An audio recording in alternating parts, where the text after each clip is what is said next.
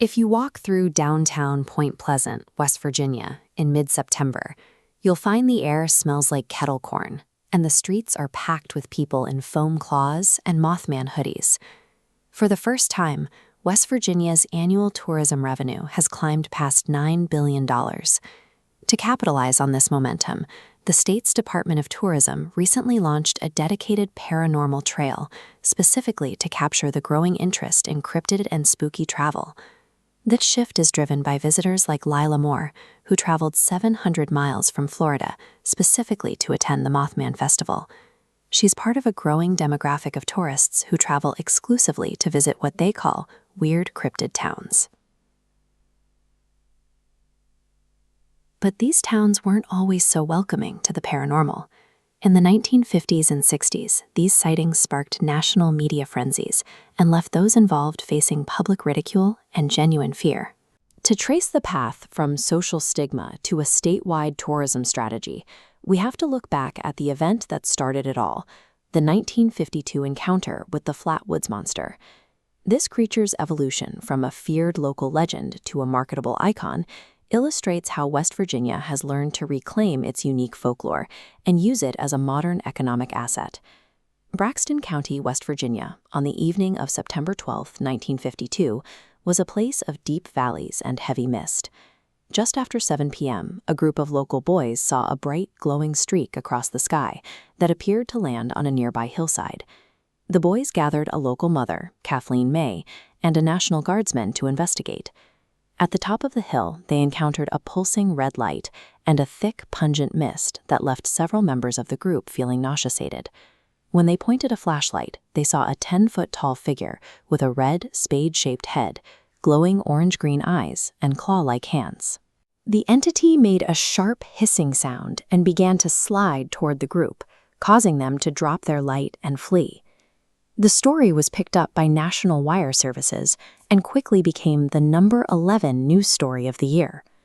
UFO researchers and Fortans from across the country arrived in Braxton County within days to eagerly interview the shocked witnesses. Occurring at the height of the Cold War and amidst a wave of UFO sightings, the encounter became a permanent part of the region's cultural identity. Skeptics and scientific investigators soon followed the media circus, looking for a more grounded, logical explanation for the purported monster. Their conclusion was biological. The creature was likely a barn owl perched on a branch.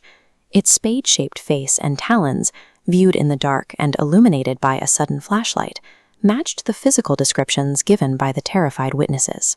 Investigators believe the meteor seen earlier that night and nearby red signal lights provided the strange colors, while shadows and the high anxiety of the witnesses created the illusion of a 10-foot giant. Despite these logical explanations, the human cost of the incident was significant.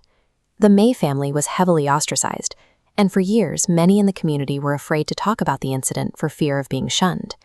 For decades, believing in cryptids was a social taboo that could severely damage a person standing in their local community, making the creature's modern popularity a surprising reversal.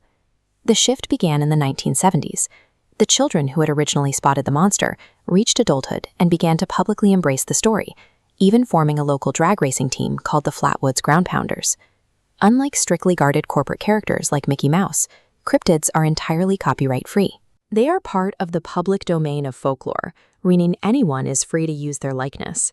This freedom allowed local creators to produce cryptid-themed masks, colorful monster stickers, and art, turning the once feared entity into a thriving local industry.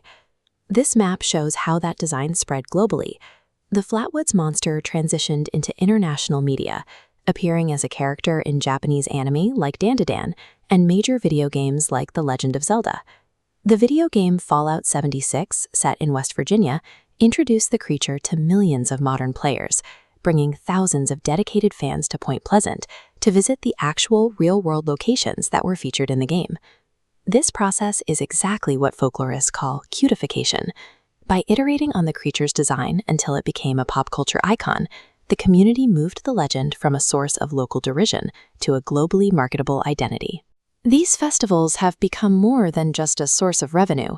They are now central to the regional identity of many small West Virginia towns. For visitors and locals alike, These events provide a safe space for self-expression, attracting diverse crowds who feel comfortable expressing their identities through costumes and art.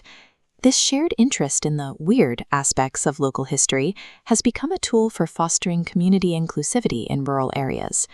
By reclaiming their legends and leaning into drone folklore, West Virginians have built a tourism niche that supports local artists and small businesses. It is a pragmatic use of the past, using once-feared encounters to drive a modern celebration of creativity and community.